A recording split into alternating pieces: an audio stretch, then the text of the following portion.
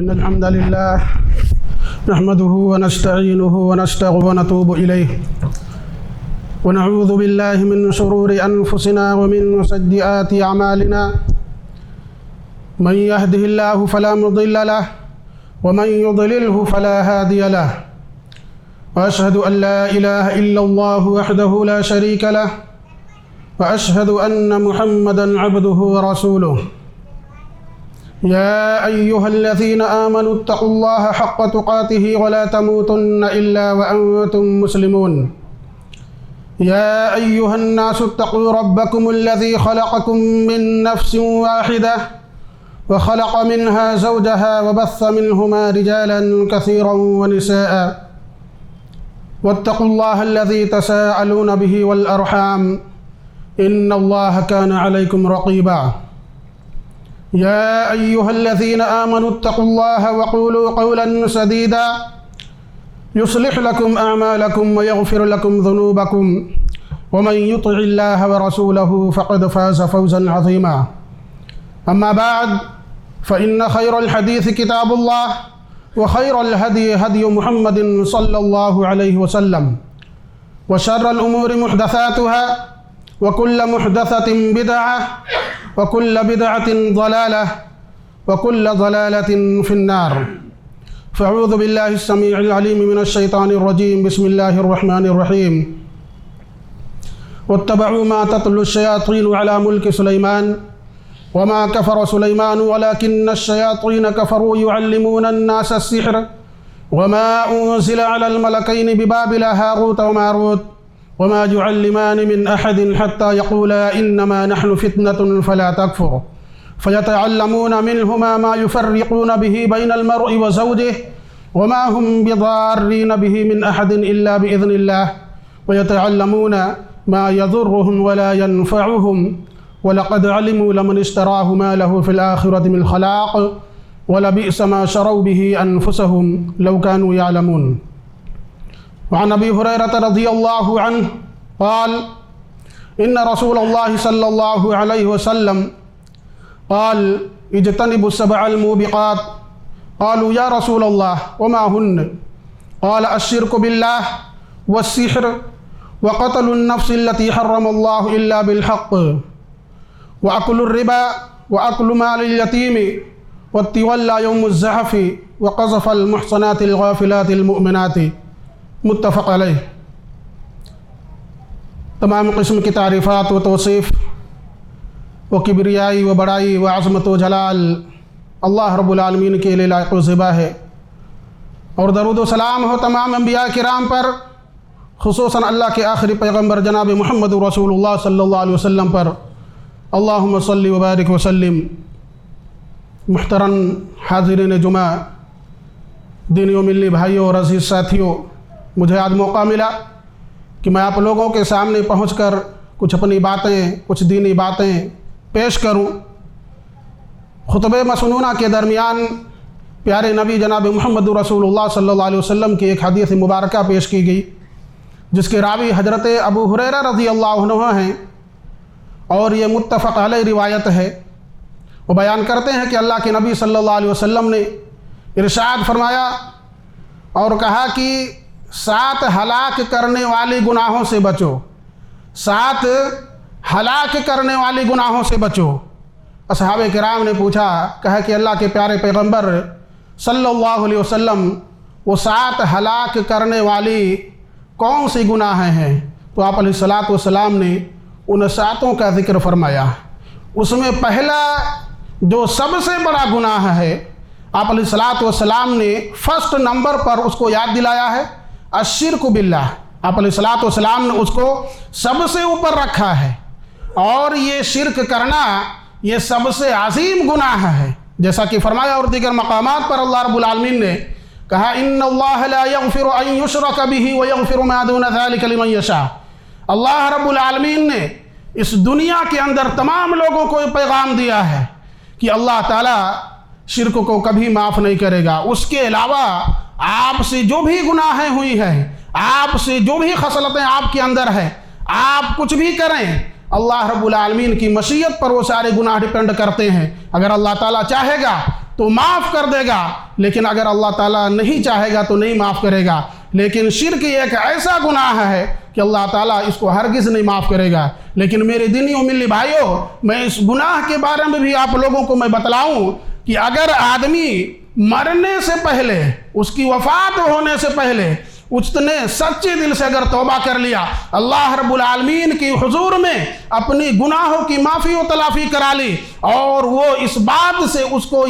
سے معلوم ہوا کہ یہ بہت عظیم گناہ ہے، اور اس بات کو اس کو احساس بھی ہوا، تو اس نے اگر توبہ کر لیا، اور یہ توبہ ایسا نہیں کہ ابھی آج شام کو وہ گناہ کر رہا ہے اور توبہ کر رہا ہے، اور توبہ کرنے کے بعد کل پھر وہ صبح وہی کام کر رہا ہے۔ میرے دینی و ملی بھائیوں، یہ توبہ نہیں ہوتا ہے، یہ توبہ نہیں ہوتا ہے، بلکہ توبہ وہ ہوتا ہے کہ آدمی سچے دل سے وہ توبہ کرے، اور اگر ایسا آدمی وہ توبہ کر لیا تو اللہ تعالیٰ اس گناہ کو بھی معاف کر دے گا۔ لیکن اس کے علاوہ جتنے بھی گناہ ہیں، اگر آدمی بغیر توبہ کیے ہو اگر مرتا ہے تو اللہ تعالیٰ کی وہ مشیت پر ڈپینڈ کرتا ہے، اگر اللہ تعالیٰ چاہے گا تو معاف کرے گا، اگر نہیں چاہے گا تو نہیں معاف کرے گا۔ لیکن معاف نہ کرنے کا یہ مطلب نہیں ہے کہ آدمی موحد ہو، اللہ تعالیٰ کی پرستش کرتا ہو، اور اس کے ساتھ ساتھ کسی کو شریک نہ ٹھہراتا ہو، اور اسی حالت میں اس کے ساتھ بہت ساری گناہیں ہوئی ہیں، اور پھر گناہوں کے ساتھ ساتھ وہ اس دنیا سے چلا بھی گیا، تو اس کا مطلب نہیں ہے کہ وہ ہمیشہ وہ جہنم میں جلے گا۔ جی ہاں، یہ اہل الحدیث جو ہم لوگ اپنے نام کے آگے ٹائٹل لگاتے ہیں، یہ بہت بڑی فضیلت کی بات ہے۔ اللہ رب العالمین کا لاکھ لاکھ شکر و احسان ہے کہ ہماری جماعت کے اندر، ہمارے دلوں کے اندر، ہماری سوسائٹی کے اندر جہاں پر اہل الحدیث رہتے اور بستے ہیں، ان کی زندگی میں اللہ رب العالمین کا شکر و احسان ہے کہ ان کے یہاں شرک و بدعات نہیں پائی جاتی ہے۔ اگر آدمی کے اندر کوئی گناہیں ہوئی ہے تو اس گناہ کی وجہ سے اللہ تعالیٰ ایسا نہیں کہ معاف نہیں کرے گا، وہ ہو سکتا ہے کہ آپ کو کچھ دنوں کے لیے، کچھ وقت کے لیے اس عذاب کو چکھلائے، اور پھر اس کے بعد آپ کو جنت کا مستحق بنائے گا۔ لیکن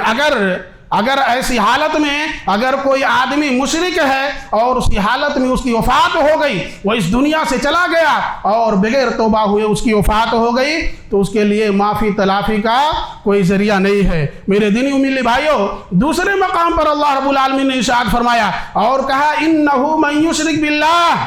انہو من یشرک باللہ فقد حرم اللہ علیہ الجنہ ومأواہ النار وما للظالمین من انصار۔ اللہ رب العالمین نے ارشاد فرمایا، کہا جس نے رب ذوالجلال کے ساتھ کسی کو شریک ٹھہرایا، اس کے اوپر اللہ رب العالمین نے جنت کو بالکل حرام کر دیا ہے، جنت کو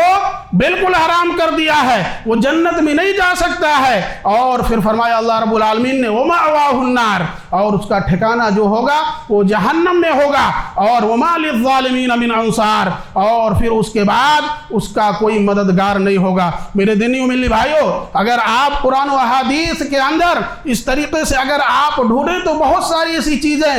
آپ کو مل جایا کریں گی جس کی وجہ سے ہمیں بتلایا گیا ہے، ہمیں تعلیمات دی گئی ہے کہ شرک بہت ہی قبیح گناہ ہے۔ اس وجہ سے آپ علیہ السلام نے اس گناہ کو سب سے اوپر رکھا ہے۔ میرے دینی و ملی بھائیوں، سورۃ الانعام کی آیت نمبر 82 جس میں رب ذوالجلال نے ارشاد فرمایا، کہا الذین آمنوا ولم يلبسوا ایمانہم بظلم اولئک لہم الامن وہم مہتدون۔ اللہ رب العالمین نے ارشاد فرمایا اور کہا جو لوگ ایمان لائے اور ان کی زندگی میں کوئی ظلم نہیں ہوا، انہوں نے کوئی ظلم نہیں کیا، الذین آمنوا ولم يلبسوا ایمانہم بظلم اولئک لہم الامن وہم مہتدون، یہی لوگ امن والے ہیں اور ہدایت یافتہ ہیں۔ آپ دیکھیے یہ جو آیت ہے اس کے اندر اگر آپ صرف ترجمہ پڑھیں گے تو صرف ظلم بتلایا گیا ہے۔ جب یہ آیت نازل ہوئی تو اصحاب کرام پریشان ہو گئے، خاص کر کے عبداللہ ابن مسعود جن کو مفسر قرآن کہا جاتا تھا، پریشان ہو گئے اور پریشانی کی عالم میں اللہ کے نبی صلی اللہ علیہ وسلم کے پاس پہنچے، اور وہاں پر پہنچ کر اللہ کے نبی صلی اللہ علیہ وسلم سے شکایت کی۔ وہ ہمارے اصحاب تھے، ان کی عظمتیں اور ان کی جو وقاریں تھی، کتنے عظیم تھے وہ لوگ کہ ذرہ برابر ان کے دل و دماغ میں کوئی اشکال ہوتا تھا، فوراً اللہ کے نبی صلی اللہ علیہ وسلم کی طرف اپنا رخ کرتے تھے، فوراً وہاں پہنچ جاتے تھے اور اس اشکال کا وہ ازالہ کرتے تھے، اس سوال کا جواب طلب کرتے تھے اور پوچھتے تھے۔ ایسا ہی ہوا، گئے اور اللہ کے نبی صلی اللہ علیہ وسلم کے پاس پہنچے اور وہاں پر کہا یا نبی اللہ، یا نبی اللہ، اینا لم یظلم نفسہ، اے اللہ کے نبی صلی اللہ علیہ وسلم، کون ہے جو اپنے نفس پر ظلم نہیں کرتا؟ کون ہے؟ کون ایسا انسان ہے جس کی زندگی میں چھوٹی موٹی گناہ نہیں ہوتی ہے؟ کہیں نہ کہیں وہ کچھ نہ کچھ چھوٹی موٹی اس سے غلطیاں ہو جاتی ہیں۔ پیارے نبی جناب محمد رسول اللہ صلی اللہ علیہ وسلم نے جب یہ بات سنی تو کہا لیس الذی کما تعنون، جو تم معنی اور مفہوم لے رہے ہو وہ نہیں ہے، تم جس چیز کو سمجھ رہے ہو وہ نہیں ہے۔ الیس ما قال العبد الصالح ان الشرک لظلم عظیم، کیا تم نے دیکھا نہیں کہ اللہ کے نیک بندے نے کیا کہا؟ ان الشرک لظلم عظیم، کہ شرک بہت بڑا ظلم ہے۔ تو اس کی تعبیر آپ علیہ السلام نے اس کی تفسیر بیان کی اور کہا کہ جو تم ظلم سے جو مطلب لے رہے ہو وہ یہ ہے کہ وہ اللہ کے ساتھ کسی کو شریک ٹھہرانا ہے۔ میرے دینیوں ملی بھائیوں، ظلم اسی کو کہا گیا، اسی سے تعبیر دی گئی ہے۔ میں کچھ تفصیلی بات آپ لوگوں سے کروں۔ بعض علماء کرام نے اس کی اصطلاح جو معنی بیان کیا ہے، کہا التسویۃ بین شیئین، کہ دو چیزوں کو ایک برابری میں کھڑا کر دیا جائے، ایک اللہ کو اور ایک مخلوق کو، ایک خالق کو ایک مخلوق کو، دونوں کو لا کر سامنے کھڑا کر دیا جائے، یہ اس کا مطلب ہوتا ہے شرک۔ یہ کیسے ہو سکتا ہے؟ یہ ہمارا دل و دماغ اس بات کو گوارا کرے گا کہ جس نے ہمیں پیدا کیا، جس نے ہمیں زندگی دی، جس نے ہمیں روزیاں دے رہا ہے، وہ ہمارے برابر آ کر ہمارے ساتھ میں شریک ہو جائے؟ یہ کیسے ہو سکتا ہے؟ میں آپ کو بتلاؤں، آج ہمارے معاشرے کے اندر کچھ ایسے لوگ ہیں کہ ان کے سامنے کوئی غیر مسلم جب کہیں جا کر دیوی دیوتاؤں کو جب جا کر سجدے کرتا ہے، جب جا کر انہیں رکوع سجود کرتا ہے، جب ان کے ہاں نظر و نیاز کرتا ہے، تو فوراً ہم لوگ دھڑلے سے چلاتے ہیں یہ مشرک ہے، یہ کافر ہے، یہ مشرک ہے۔ لیکن جب ہمارے معاشرے کے اندر چند نام و نہاد مسلمان جا کر قبروں کو سجدے کر رہے ہیں، جا کر قبروں کو چادر چڑھا رہے ہیں اور جا کر وہاں پر نظر و نیاز سب کر رہے ہیں، بتلائیے وہ اپنے آپ کو مسلمان کہہ رہے ہیں؟ یہی ہے مسلمان؟ مسلمانوں کا یہی مطلب ہے کہ ایسے ہی کام کیا جائے؟ میرے دینیوں ملی بھائیوں، حضرت معاذ بن جبل رضی اللہ عنہ اللہ کے نبی جناب محمد رسول اللہ صلی اللہ علیہ وسلم کے ساتھ وہ تھے اور آپ علیہ السلام نے فرمایا اور کہا کہ اے معاذ، تم جانتے ہو کہ بندوں کا اللہ پر کیا حق ہے اور اللہ کا بندوں پر کیا حق ہے؟ انہوں نے جواب دیا کہ اللہ کے رسول صلی اللہ علیہ وسلم، اللہ اور اس کے رسول زیادہ بہتر جانتے ہیں۔ تو انہوں نے جواب دیا، آپ علیہ السلام نے جواب دیا اور کہا کہ بندوں کا اللہ پر یہ حق ہے کہ وہ اس کے ساتھ کسی کو شریک نہ ٹھہرائے، اس کے ساتھ کسی کو شریک نہ ٹھہرائے، اور اللہ کا بندوں پر یہ حق ہے کہ پھر وہ اس کو عذاب نہ دے۔ سوچئے، یہ چھوٹی بات ہے، یہ چھوٹی بات ہے، یہ سننے میں چھوٹی سی بات لگ سکتی ہے، لیکن حقیقت یہ ہے کہ جس آدمی کی زندگی کے اندر اگر کوئی شرک وغیرہ نہیں ہے تو بالکل انشاءاللہ وہ ضرور کامیاب ہوگا۔ حضرت معاذ بن جبل رضی اللہ عنہ نے جب یہ بات سنی تو انہوں نے کہا، اللہ کے پیارے پیغمبر، کیا میں اس بات کو لوگوں کے درمیان عام نہ کر دوں؟ تو آپ علیہ السلام نے کہا کہ نہیں، اس بات کو عام نہ کرو، ہو سکتا ہے اس بات کو سن کر لوگ اسی پر بھروسہ کر کے بیٹھ جائیں اور دیگر احکامات جو ہیں اس پر عمل نہ کریں۔ یہ پیارے پیغمبر صلی اللہ علیہ وسلم نے اس بات کی تعلیم دی ہے، لہذا ہمیں سمجھنی ہوگی اس بات کو کہ توحید کی کتنی عظمت ہے، توحید کتنا بڑا ہمارے لیے کتنی بڑی چیز ہے، ہم اس کو سمجھ سکتے ہیں۔ اسی طریقے سے دوسرا جو گناہ ہے آپ علیہ السلام نے بیان کیا وہ ہے جادو کرنا۔ جادو، ہم لوگ سمجھتے ہیں کہ کوئی آدمی آتا ہے اور کہیں چوراہے پر یا نکڑ پر اپنے کچھ کرتب دکھلاتا ہے، ہم اسی کو جادو سمجھ رہے ہیں۔ حقیقت یہی ہے، ہم لوگ اسی کو جادوگر سمجھتے ہیں۔ لیکن اگر دیکھا جائے تو معاشرے کے اندر جماعت اہل الحدیث کو چھوڑ کر جتنی جماعتیں ہیں، کہیں نہ کہیں آپ کو جادوگر مل جائیں گے، اور وہ جادوگر ایسی شکل میں ہوں گے کہ آپ کو لگے گا کتنے بڑے بڑے علامہ، جی ہاں، آپ کو لگے گا کہ یہ بڑے بڑے علامہ ہیں، یہ بڑے بڑے ولی ہیں، بزرگ ہیں۔ یہ ساری چیزیں ہمارے معاشرے کے اندر لوگ بھی سمجھتے ہیں اور کہتے ہیں واقعی میں یہ بہت بڑے علامہ ہیں، لیکن حقیقت یہ ہے کہ وہ لوگ جادوگر ہیں، جی ہاں۔ اور جادوگر کے بارے میں اللہ رب العالمین نے اس آیت کے اندر جو خطبہ مسنونہ کے درمیان پڑھی گئی اس میں سیدھا کفر کہا کہ وہ لوگ جو سیکھتے ہیں اور سکھلاتے ہیں وہ کفر کر رہے ہیں۔ اور میں بتلاؤں کہ یہ جادوگر بنتے کیسے ہیں، یہ کتنی سخت وعید ہے، آپ کو اس کا اندازہ نہیں ہوگا، آپ کو اس کا اندازہ نہیں ہوگا۔ اللہ کے نبی صلی اللہ علیہ وسلم پر بھی جادو کیا گیا، آپ کو معلوم ہے، آپ کو معلوم ہے کہ جادو اللہ کے نبی صلی اللہ علیہ وسلم پر بھی کیا گیا۔ ایک ایسا وقت آیا اور آپ کو ایسا لگتا تھا کہ ہم نے فلاں کام کیا ہے، ایسا لگتا تھا، لیکن حقیقت میں آپ وہ کام نہیں کیے ہوئے ہوتے تھے۔ ایک مرتبہ آپ دعائیں کرتے ہوئے اما عائشہ رضی اللہ عنہا کے پاس آئے اور آپ نے شکایت کی اور کہا کہ اے عائشہ، مجھے لگتا ہے کہ میں فلاں کام کر لیا ہوں، لیکن حقیقت میں جب بعد میں غور و خوض کرتا ہوں تو پتہ چلتا ہے کہ وہ کام نہیں کیا گیا ہے۔ چنانچہ دو فرشتے آئے اور دو فرشتے ایک سرہانے پر کھڑا ہو گیا اور یہ قدم کے پاس، اور دونوں آپ علیہ الصلوۃ والسلام کے پاس گفتگو کی اور کہا اس شخص کو کیا ہو گیا ہے؟ تو دوسرے نے جواب دیا، کہا اس پر جادو کیا گیا ہے۔ اس نے پوچھا پھر، کہا کس چیز میں کیا گیا ہے؟ تو کہا بتلایا، کہا کہ کنگھی اور بالوں اور کھجور کے خوشوں میں کیا گیا ہے۔ پوچھا وہ چیز کہاں ہے؟ تو انہوں نے بتلایا، کہا کہ فلاں جگہ ایک کنواں ہے، اسی میں کیا ہوا ہے۔ چنانچہ آپ علیہ الصلوۃ والسلام وہاں پر گئے اور جا کر آپ نے دیکھا اس کنویں کا جو پانی تھا وہ بالکل سرخ ہو چکا تھا اور وہ جو کھجور کے جو خوشے تھے وہ بالکل ایک بھیانک شکل اختیار کر لیے تھے۔ آپ علیہ الصلوۃ والسلام جب واپس آئے اور اما عائشہ رضی اللہ عنہا سے کہا کہ اے عائشہ، وہ جو کھجور کے جو خوشے تھے دیکھنے میں ایک بھیانک شکل لگتے تھے، تو انہوں نے کہا کہ آپ نے اس کو وہاں سے کہیں دبایا کیوں نہیں؟ انہوں نے کہا آپ علیہ الصلوۃ والسلام نے کیا، ایسا نہیں کیا، لیکن پھر اس کے بعد آپ علیہ الصلوۃ والسلام نے چند صحابہ کرام کو وہاں پر بھیجا اور وہ لوگ جا کر وہاں سے نکال کر اس چیز کو وہاں پر دفن کر دیا۔ تو یہ ہوتا ہے جادو۔ میں اور آپ لوگوں کے سامنے کچھ چیزیں بتلاؤں کہ آخر جادوگری یہ کیسے لوگ کرتے ہیں۔ یہ جادوگر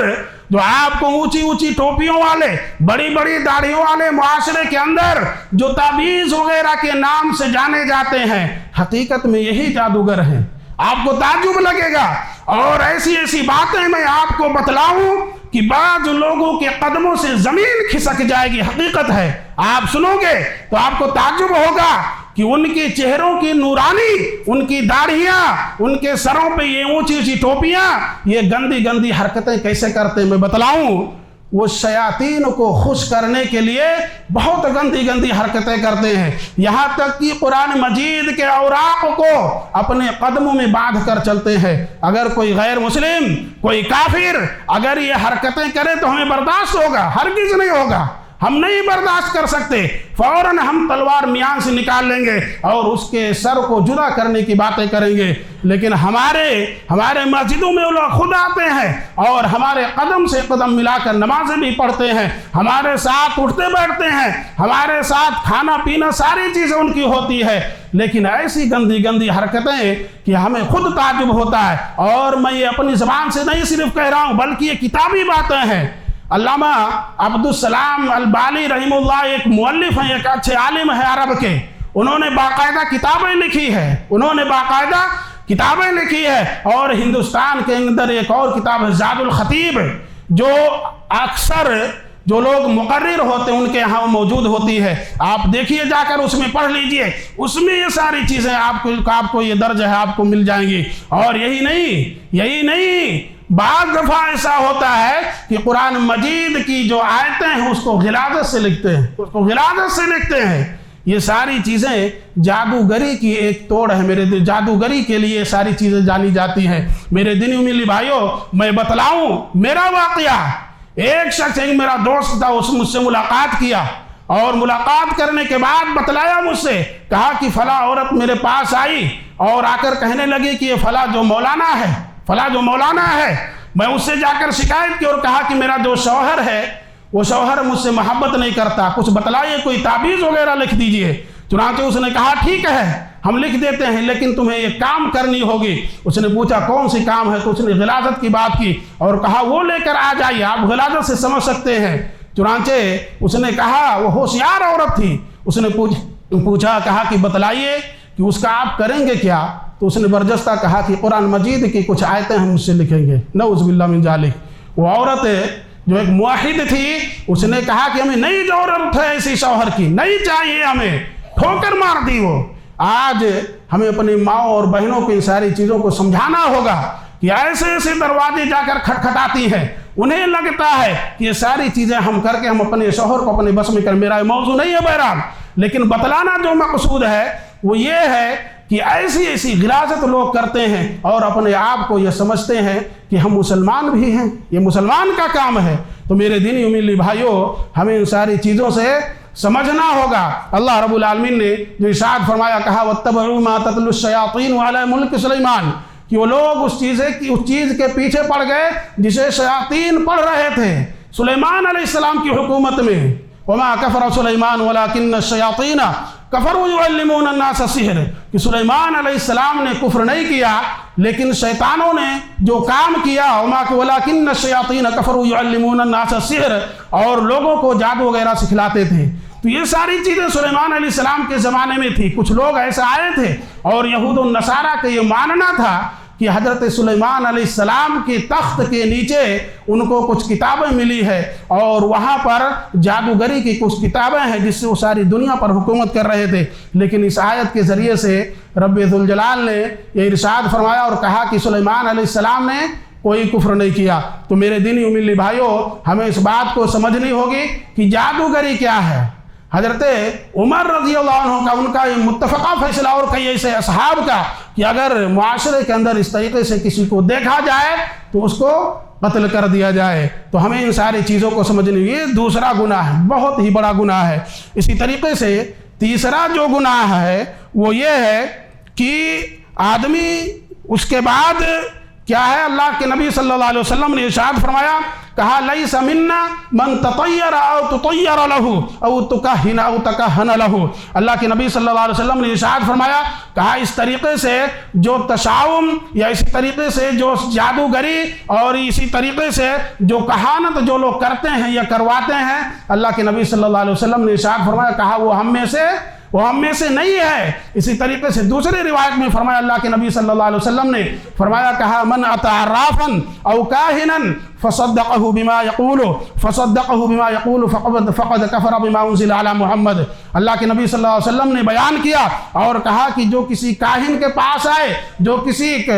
کسی عراف کے پاس آئے اور اس چیز کا وہ پھر اس تصدیق کرے، تو آپ علیہ الصلوۃ والسلام نے فرمایا کہ جو اللہ کے نبی صلی اللہ علیہ وسلم پر جو چیز نازل ہے اس کا اس نے انکار کیا۔ سوچئے کتنی بڑی بات ہے۔ اور اسی طریقے سے دوسری روایت میں ہے کہ اللہ کے نبی صلی اللہ علیہ وسلم نے یہ فرمایا، کہا کہ جو چیز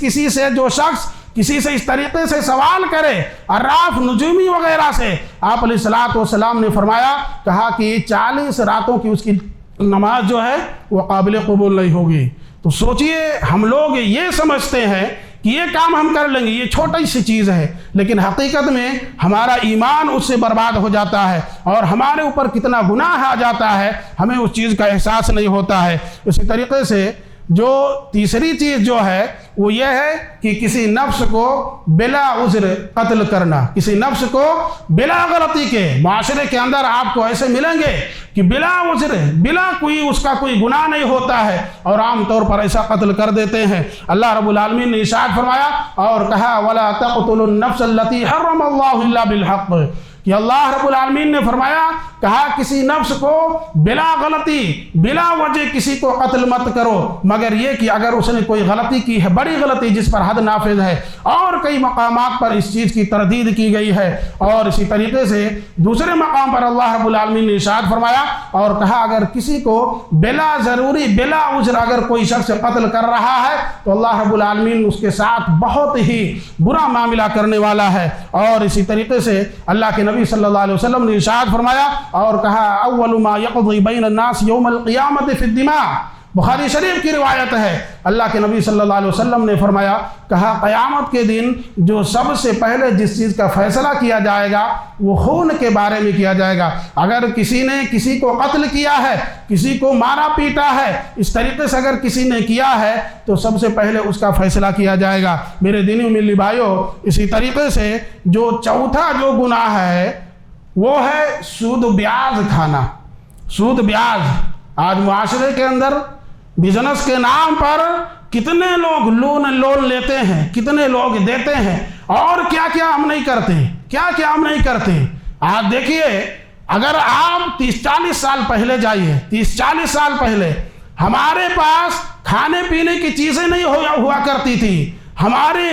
دامن کے اندر غربت سسک رہی تھی، ہمارے آنگنوں کے اندر کھانے پینے کی چیزیں نہیں پکتی تھی، چولہوں کے اندر ہمارے، لیکن پھر بھی ہمارے اندر یہ جذبات ہوتے تھے، ہمارے اندر اللہ رب العالمین کا خوف ہوتا تھا کہ ہم ان ساری چیزوں میں نہیں پڑتے۔ لیکن اس کے باوجود آج ہمارے پاس گاڑیاں ہیں، آج ہمارے پاس بنگلے ہیں، آج ہمارے پاس نہ جانے کتنی کتنی پراپرٹیاں ہیں، لیکن اس کے باوجود ہم اپنے بینک بیلنس کو بڑھانے کے لیے سود و بیاج کا کام بڑے دھڑلے سے کرتے ہیں، اور ہم یہ سمجھتے ہیں جب ان سے کوئی سوال کرتا ہے، کوئی عالم ان کو سمجھانے کی کوشش کرتا ہے تو لوگ جواب دیتے ہیں اور یہ کہتے ہیں کہ آپ ہی لوگ مسلمانوں کو آگے نہیں جانے دیتے، آپ ہی لوگ مسلمانوں کو آگے نہیں جانے دیتے، اس طریقے سے جواب ملتا ہے۔ آئیے دیکھتے ہیں کہ اللہ کے نبی صلی اللہ علیہ وسلم نے اور اللہ رب العالمین نے اس کے بارے میں کیا فرمایا ہے۔ فرمایا اللہ رب العالمین نے وَأَحَلَّ اللَّهُ الْبَيْعَ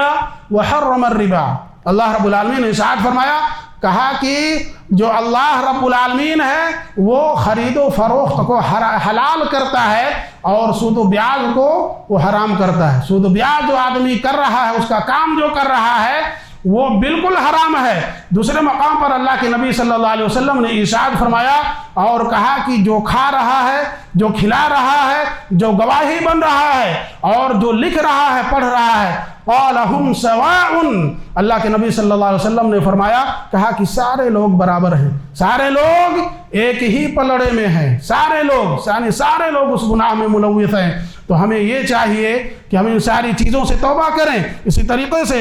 دوسرے مقام پر اللہ رب العالمین نے ارشاد فرمایا اور کہا یا ایھا الذین آمنوا لا تأکلوا الربا اضعافا مضاعفا واتقوا اللہ لعلکم تفلحون، اور فرمایا، کہا کہ اے ایمان والو سود و بیاج کو بڑھا چڑھا کر نہ کھاؤ اور اللہ رب العالمین سے ڈرو، تقوی اختیار کرو تاکہ تم کامیاب ہو جاؤ۔ اور اسی طریقے سے ایک اور مقام پر اللہ رب العالمین نے ارشاد فرمایا اور کہا یا ایھا الذین آمنوا اتقوا اللہ وذروا ما بقي من الربا ان كنتم مؤمنين فان لم تفعلوا فاذنوا بحرب من الله ورسوله وان تبتم فلكم رؤوس اموالكم لا تظلمون ولا تظلمون۔ اللہ رب العالمین نے ارشاد فرمایا اور کہا ایمان والو اللہ رب العالمین سے ڈرو، وذروا ما بقي من الربا، اور جو سود بیاج جو بچا ہے اس کو چھوڑ دو، واتقوا اللہ لعلکم تفلحون، اور اسی طریقے سے ان کنتم مؤمنین، اگر تم مومن ہو تو جو سود و بیاج ہے ان ساری چیزوں کو چھوڑ دو، اور آگے فرمایا فَإِن لَّمْ تَفْعَلُوا فَأَذَنُوا بِحَرْبٍ مِّنَ اللَّهِ وَرَسُولِهِ، اور اگر تم اس طریقے سے نہیں کرو گے تو اللہ اور اس کے رسول صلی اللہ علیہ وسلم سے جنگ کرنے کے لیے تیار ہو جاؤ۔ یہ جنگ چھوٹی چیز ہے، ہمیں یہ لگ سکتا ہے کہ یہ چھوٹی چیز ہے، لیکن سوچئے ایک سامنے ایک آدمی کے لشکر، اسلامی لشکر کھڑی ہے اور دوسرے سامنے بھی وہی لوگ مسلمان لوگ تیار ہیں، بتلائیے ہم کیا کریں گے؟ ہمارے دل و دماغ میں یہ بات آئے گی کہ ہم گھٹنے ٹیک دیں گے، ہم اس سے لڑائی نہیں کریں گے۔ کیوں؟ اس کی وجہ یہ ہے کہ وہ اسلامی لشکر ہے، اسلامی لشکر سے کیسے لڑیں گے؟ میں بتلاؤں آپ لوگوں کو کہ امام مالک رحمہ اللہ ایک شخص آ کر ان سے سوال کیا اور کہا کہ میں نے ایک شخص کو دیکھا ہے کہ وہ شراب کے نشے میں بالکل دھت ہے، اول فول بک رہا ہے، گالی گلوچ دے رہا ہے، اور مجھے ایسا لگا کہ اس سے بڑا گناہ کوئی اور نہیں ہو سکتا ہے۔ آپ بتلائیے کیا اس سے بھی بھاری کوئی گناہ ہے؟ آپ بتلائیے کیا اس سے بھی بڑا کوئی گناہ ہے؟ انہوں نے جواب دیا اور کہا کہ ٹھیک ہے، کل آئیے، کل ہم بتلائیں گے، کل آئیے، کل ہم بتلائیں گے اس کو غور و خوض کر کے، اس کو پڑھ کر اور اس کی جو ہے ساری چیزیں جانچ پڑتال کر کے ہم بتلائیں گے کہ کل کے اس کا کیا معاملہ ہے۔ چنانچہ دوسرے دن وہ شخص آیا اور کہا کہ کیا ہوا، آپ اس کا جواب کچھ ڈھونڈے؟ انہوں نے کہا کہ نہیں، ابھی تک میں اس کی تہ تک نہیں پہنچ سکا ہوں۔ چنانچہ وہ شخص واپس چلا گیا اور جانے کے بعد پھر دوسرے دن آیا تو انہوں نے جواب دیا اور کہا کہ دیکھو یہ بھی ایک بڑا گناہ ہے، شراب پینا یہ بڑا گناہ ہے، لیکن اس کے ساتھ ساتھ آپ دیکھیے کوئی ایسا گناہ ہے کہ جس کے بارے میں اللہ رب العالمین یہ اعلان کر رہا ہے کہ اس کے اللہ اور اس کے رسول سے جنگ کرنے کے لیے تیار ہو جاؤ، کوئی ہے ایسا گناہ؟ چنانچہ اس شخص نے کہا کہ مجھے تو نہیں معلوم ہے۔ چنانچہ انہوں نے بتلایا، کہا کہ یہ سود و بیاج ایک اتنی قبیح چیز ہے کہ اللہ رب العالمین اور اس کے رسول اس کے لیے جنگ کرنے کے لیے تیار ہو جاتے ہیں۔ میرے دینی و ملی بھائیوں، یہ کوئی چھوٹی چیز نہیں ہے۔ ہمیں چاہیے کہ جو ہم میں سے جو لوگ اس کام کو انجام دے رہے ہیں انہیں چاہیے کہ آج ہی توبہ کریں۔ یہ ایسا خطرناک گناہ ہے، ہم کو تو لگتا ہے کہ ہم اس طریقے سے اپنی بزنس جو ہے آگے بڑھا لیں گے، ہم اپنی پراپرٹیاں آگے بڑھا لیں گے، اپنے بینک بیلنس بڑھا لیں گے، اور نہ جانے ہمارے ذہن میں کیا کیا چیزیں آتی ہے۔ ہمارے ذہن میں بھی ساری چیزیں آتی ہے کہ فلاں دیکھو اس طریقے سے بزنس کر کے کہاں سے کہاں پہنچ گیا۔ لیکن میری دینی و ملی بھائیوں، اس بات کو یاد رکھو، جس چیز کو قرآن نے متفقہ فیصلہ سنا دیا ہے اس کے آگے اور پیچھے کچھ اور نہیں ہو سکتا۔ یہ ساری چیزیں ایسی ہے کہ اس میں بالکل برکت نہیں ہے۔ اللہ رب العالمین کا اس پر عذاب ہے، عذاب ہے، اس بات کو یاد رکھیے۔ ہمیں چاہیے کہ ہم اس ساری چیزوں سے ہم توبہ کر لیں اور ایسے گناہ کو سر انجام نہ دیں۔ اگر ہمارے اندر کوئی ایسی چیز ہے تو فوراً ان ساری چیزوں کو رفع دفع کرنے کی کوشش کریں۔ اسی طریقے سے پانچویں چیز جو ہے وہ ہے کہ یتیم کا مال کھانا، یتیم کا مال کھانا۔ اللہ کے پیارے نبی صلی اللہ علیہ وسلم نے ارشاد فرمایا اور کہا کہ یہ یتیم کا مال کھانا یہ بھی جو ہے ہلاک کرنے والے گناہوں میں سے، ہلاک کرنے والے۔ اور فرمایا اللہ رب العالمین نے کہا وَآتُوا الْيَتَامَ أَمْوَالَهُمْ وَلَا تَتَبَدَّلُوا الْخَبِيثَ بِالطَّيِّبِ، اور فرمایا کہا کہ جو یتیم کے جو مال ہے اس کو واپس کر دو، اور اس کے ساتھ ساتھ یہ بھی فرمایا کہا کہ جو اچھی چیزیں ہیں ان کو بری چیزوں میں مت ملاؤ۔ ہوتا یہ تھا کہ اللہ کے نبی صلی اللہ علیہ وسلم کے زمانے میں جو یتیم ہوتے تھے ان کے مال کیا، جب بچے چھوٹے چھوٹے ہوتے تھے تو ان کے مال کو لے جا کر اپنے مال میں ملا لیتے تھے، لیکن وہی جب بچے پروان چڑھتے تھے، جب بڑے ہوتے تھے تو کیا کرتے تھے، وہ جو ردی مال ہوتے تھے، جو خراب مال ہوتے تھے، وہ سارے خراب مال کو واپس کر دیتے تھے۔ اللہ رب العالمین نے یہاں پر ارشاد فرمایا اور کہا کہ ایسا مت کرو، ایسا مت کرو۔ ہاں اگر آپ کو تجارت کرنی ہے ان کے مال سے اور آپ کا دل و دماغ بالکل صاف ہے تو ان کے مال کو اپنے مال سے ملا سکتے ہو۔ اسی طریقے سے دوسرے مقام پر اللہ رب العالمین نے ارشاد فرمایا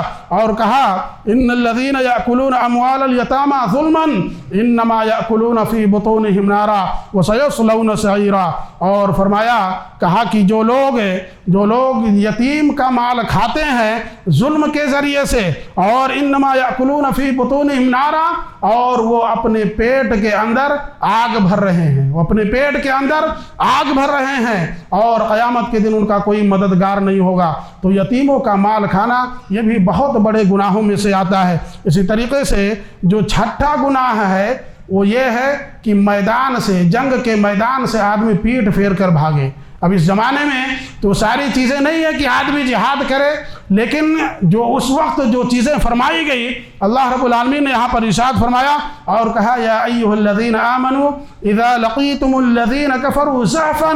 فلا تولوہم الادبار۔ فرمایا اللہ رب العالمین نے کہ جب تم میدان میں ہو، لڑائی کے میدان میں ہو، اور تمہارے سامنے کفار کی جو ہے ایک جماعت ہو تو تم اس وقت اپنی پیٹھ کو پھیر کر مت بھاگو۔ یہ اللہ رب العالمین نے ان تمام لوگوں کو یہ حکم دیا۔ اور ہم لوگ جانتے ہیں کہ غزوہ احد میں کیا معاملہ ہوا۔ غزوہ احد میں جب لڑائی ہوئی تو بہت سارے صحابہ کرام پیٹ پھیر کر بھاگ گئے، لیکن بعد میں اللہ رب العالمین نے ان کے گناہوں کی معافی تلافی کرا دی، بعد میں ان کے گناہوں کو اللہ رب العالمین نے ختم کر دیا۔ تو یہ بھی ایک بڑے گناہوں میں سے آتا ہے۔ اسی طریقے سے آخری جو بات ہے وہ یہ ہے کہ کسی پاک دامن عورت پر تہمت لگانا۔ وہ عورت جو اس گناہ سے بالکل بے خبر ہو، اسے پتہ ہی نہ ہو کہ یہ بھی کوئی گناہ ہے، اور اس کو ساری چیزوں کی بالکل بے پرواہ ہو، نہیں معلوم ہے اس کو، ایسی عورت پر تہمت لگانا یہ بھی ایک بہت بڑے گناہوں میں سے آتا ہے۔ اللہ رب العالمین نے ارشاد فرمایا اور کہا والذین یرمون المحصنات ثم لم یأتوا بأربعة شہداء فاجلدوهم 80 جلدہ ولا تقبلوا لهم شہادة ابدا واولئک هم الفاسقون۔ اللہ رب العالمین نے ارشاد فرمایا اور کہا کہ جو لوگ پاک دامن عورتوں پر، اور ایسی عورت کہ وہ ان سارے گناہوں سے بالکل وہ دور ہے، اسے پتہ نہیں ہے، اس کے اوپر جو شخص تہمت لگاتا ہے اور اس کے بعد وہ 4 گواہوں کو پیش نہیں کر رہا ہے، فجلدوہم 80 جلدہ، اس کے اوپر شریعت نے یہ حکم نافذ فرمایا ہے، یہ سزا دی ہے کہ اسے 80 کوڑے مارے جائیں۔ فجلدوہم 80 جلدہ ولا تقبلوا لهم شہادة ابدا، اور پھر جب تک اس کی حیات ہوگی اس کی شہادت قبول نہیں ہوگی۔ فجلدوہم 80 جلدہ، اور پھر اس کے بعد اس کی کیا ہے، اس کی شہادت قبول نہیں کی جائے گی۔ یہ اللہ رب العالمین نے یہ حکم صادر فرمایا ہے۔ ہم لوگ جانتے ہیں کہ کسی کے اوپر اس طریقے سے تہمت لگانا یہ کتنی بڑی بات ہے، اگرچہ چاہے وہ عورت ہو یا مرد، وہ ان سارے گناہوں سے بالکل پاک ہو، لیکن جب کسی کے اوپر انگلی اٹھتی ہے تو اپنے آپ کو اس کو کتنی گھٹن ہوتی ہے کہ دیکھو ہمارے اوپر اس نے الزام لگا دیا، ہمارے اوپر ایسی ایسی تہمت لگائی گئی ہے۔ اور یہی نہیں، شریعت نے جو فیصلہ سنایا ہے ایک آدمی کے لیے کہ ایسے شخص کو آپ جب تک جس طریقے سے ایک سرمے دانی ہوتی ہے اور اس کے اندر سلائی ڈال کر وہ سرما نکالا جاتا ہے، جب تک اس طریقے سے کسی کو دیکھ نہ لو اپنی زبان کو حرکت نہ دو، یہ شریعت نے ہمیں حکم دیا ہے۔ اور یہ اس وجہ سے ہے کہ تاکہ کسی کی عزت نہ برباد ہو، کوئی آدمی گھٹن نہ محسوس کرے۔ ہر انسان کو جینے کا حق ہے، ہر انسان کو خوشی خوشی زندگی جینے کا حق ہے۔ کسی کو ان ساری چیزوں سے اس کی دل جو ہے، اس کی دل کو آپ تکلیف نہیں پہنچا سکتے۔ اور یہی نہیں، دوسرے مقام پر ارشاد فرمایا اور کہا ان الذین یرمون المحصنات الغافلات المؤمنات لعنوا فی الدنیا والآخرہ ولہم عذاب عظیم۔ اللہ رب العالمین نے ارشاد فرمایا، کہا کہ وہ عورت جس کے اوپر جو ان سارے گناہوں سے بالکل پاک ہے، جو آدمی اس کے اوپر تہمت لگاتا ہے تو اس کے اوپر دنیا کے اندر بھی لعنت ہے اور آخرت میں بھی، اور اس کے اوپر بہت عظیم بہت بڑا گناہ ہے۔ تو میرے دینیوں میں بھائیوں، یہ 7 گناہ ہے، یہ 7 گناہ ہے جس کو آپ علیہ السلام نے لوگوں کے سامنے بیان کیا۔ وہ صحابہ کرام جو آپ علیہ السلام کے آگے پیچھے لگے رہتے تھے، اور کوئی چیز جب ان کے سامنے اشکال کے طور پر جب پیش کی جاتی تھی تو ان کے دل کے اندر یہ تڑپ ہوتی تھی کہ کاش ہم اس کو سمجھ لیتے، کاش ہم اس کو جان لیتے، یہ اتنا خطرناک گناہ ہے، ہمارے ذہن میں یہ ساری چیزیں بیٹھ جاتی۔ یہ ساری چیزیں ان صحابہ کرام کے اندر تڑپ ہوا کرتی تھی۔ ہمارے اندر یہ ساری تڑپیں ہونی چاہیے، ہمارے اندر اور ہمارے معاشرے کے اندر ہمارے بہت سارے ایسے دینی بھائی ہوتے ہیں اور بہت ساری ہماری مائیں بہنیں بھی ہوتی ہیں جو سوال کرتی ہیں، اچھی بات ہے، ان ساری چیزوں کی ہم سے جو جتنے علماء کرام ہیں ان سارے لوگوں سے رجوع کرنی چاہیے اور جاننی چاہیے کہ یہ ایسا مسئلہ ہے۔ لیکن بڑا افسوس ہوتا ہے معاشرے کے اندر ایسے بھی چہرے ملتے ہیں، ایسے بھی چہرے آپ کو مل جائیں گے کہ کچھ ایسی غلطیاں وہ 60 سالوں تک کرتے رہتے ہیں، 70 سالوں تک، اور جب ان کے سامنے وہ بات جب پیش کی جاتی ہے تو بڑے دھڑلے سے کہتے بھی ہیں کہ یہ 70 سالوں سے ہم یہ کام کر رہے ہیں اور ہمارے ذہن میں تو کبھی بات آئی نہیں۔ لہٰذا ضرورت اس بات کی ہے کہ جہاں معاشرے کو ہمیں سدھارنا ہے، اپنے آپ کو سدھارنا ہے، اپنے اہل و عیال کو سدھارنا ہے، وہاں پر ہمیں چاہیے کہ ہم بالکل آگے صفوں میں رہیں۔ ہمارے ذہن میں کوئی بات آئے تو فوراً اس کو لوگوں کے سامنے یا خود تنہا مل کر ان سارے سوالات کو ہم پوچھنے کی کوشش کریں، اور اس طریقے سے جب ہم کام کریں گے تو انشاءاللہ معاشرہ جو ہے بہترین ہوگا۔ ہمارے اندر جو ہم معاشرے کے اندر جو بہترین معاشرے کی تشکیل ہوگی، بہترین لوگ پیدا ہوں گے، لوگوں کی سوچیں بہتر ہوگی، لوگوں کے اندر جو احساسات ہیں، دینی احساسات ہیں، وہ دینی احساسات انشاءاللہ آگے جائیں گے۔ اس طریقے سے صحابہ کرام پریشان ہو جایا کرتے تھے، اور جب ان کے ذہن میں کوئی سوال پیدا ہوتا تھا تو فوراً آپ علیہ الصلوۃ والسلام کے ساتھ پہنچ جاتے تھے۔ تو یہ ساری چیزیں ہمیں اسلاف سے ملی ہے، یہ ساری چیزیں ہمیں اسلاف سے ملی ہے۔ ہمیں ضرورت اس بات کی ہے کہ ہم ساری چیزوں پر غور و خوض کریں، اور یہ جو 7 بڑے بڑے گناہ جو بتلائے گئے ہیں، ان میں سے چند گناہ ایسے ہیں جو معاشرے کے اندر بالکل پھیل چکی ہے۔ ان میں سے ایک تو شرک ہے، اپنی جماعت کے اندر بہرحال نہیں، اللہ کا لاکھ لاکھ شکر ہے، لیکن اور جماعتوں کے اندر یہ بڑی تیزی سے پھیلی ہوئی ہے۔ اسی طریقے سے دوسری چیز جو ہے وہ جادو ہے۔ جادو جس کو ہم لوگ سمجھتے ہیں کہ یہ کوئی جادو نہیں ہے، ہم لوگ یہ سمجھتے ہیں کہ جب کوئی جاتا ہے ان کے پاس کوئی دعا وغیرہ کرانے تو وہ لوگ یہ سمجھتے ہیں کہ یہ قرآن مجید کی چند آیتیں ہم کو لکھ دیں گے، چند آیتیں ہم کو لکھ دیں گے، حالانکہ وہ بھی چیز درست نہیں ہے، اس کو بھی شریعت نے شرک کہا ہے۔ تو یہ ساری چیزیں ہمیں سمجھنی ہوگی۔ اور تیسری چیز اسی طریقے سے سود و بیاج ہے، جو معاشرے کے اندر بڑی تیزی سے پھیلی ہوئی ہے، اور اکثر و بیشتر کو دیکھو تو یہ ساری چیزوں میں ملوث ہے، اور وہ یہ سمجھتا ہے کہ کس طریقے سے ہم نے بڑا آدمی بن جائیں، ہمارے پاس بنگلے ہوں۔ تو یہ ہماری ساری سوچ ہے۔ میرے دینی و ملی بھائیوں، ضرورت اس بات کی ہے کہ ہمارے پاس ویسے دن میں تو فرصت نہیں ملتی ہے، لیکن جب ہم بستر پر جائیں اور وہاں پر پہنچیں بستر پر، تو وہاں پر جب ہمیں سکون حاصل ہو تو وہاں پر ایک مرتبہ اپنے ذہن میں ہم اس بات کو سوچیں کہ یہ ساری چیزیں جو ہم کر رہے ہیں یہ کس کے لیے کر رہے ہیں، یہ کس کے لیے کر رہے ہیں۔ ہمارے مرنے کے بعد ان ساری پراپرٹیوں پر ہماری جو اولادیں ہیں وہ قابض ہو جائیں گے، کیا ملے گا؟ آدمی کو کچھ نہیں ملنے والا، ہر کوئی جانتا ہے۔ تو یہ ساری چیزوں کو جب ہمیں احساس ہوگا، اور جب ہم بستر پر لیٹ کر جب ہم اپنے ذہن میں ان ساری چیزوں کو ڈالیں گے تو انشاءاللہ ہمارے اندر ان ساری چیزوں کو چھوڑنے کی ایک فکر پیدا ہوگی، اور جب اس طریقے سے ہمارے اندر فکر پیدا ہوگی تو انشاءاللہ وہ ساری چیزیں ہماری زندگی سے بھی جائے گی۔ اللہ رب العالمین سے دعا کرتے ہیں کہ اللہ تعالیٰ ہمیں ان سارے بڑے بڑے گناہوں سے ہمیں توبہ کرنے کی توفیق عطا فرما۔ الہ العالمین، ہمارے اندر اگر شرک و بدعت ہے تو اللہ تعالیٰ ہمیں ان ساری چیزوں کو چھوڑنے کی توفیق عطا فرما۔ الہ العالمین، ہم میں سے جو پریشان ہیں اللہ تعالیٰ ان کی پریشانی کو دور فرما، ہم میں سے جو بیمار ہیں اللہ تعالیٰ ان کو بیماری سے شفا نصیب فرما۔